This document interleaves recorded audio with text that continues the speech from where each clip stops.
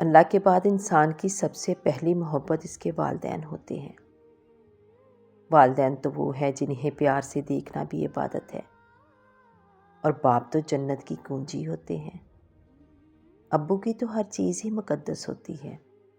ان کی قمیض سے آتی خوشبو، ان کے گھر میں داخل ہوتے ہی ان کا جوتا بیٹیوں کو تحفظ کا احساس دلاتا ہے۔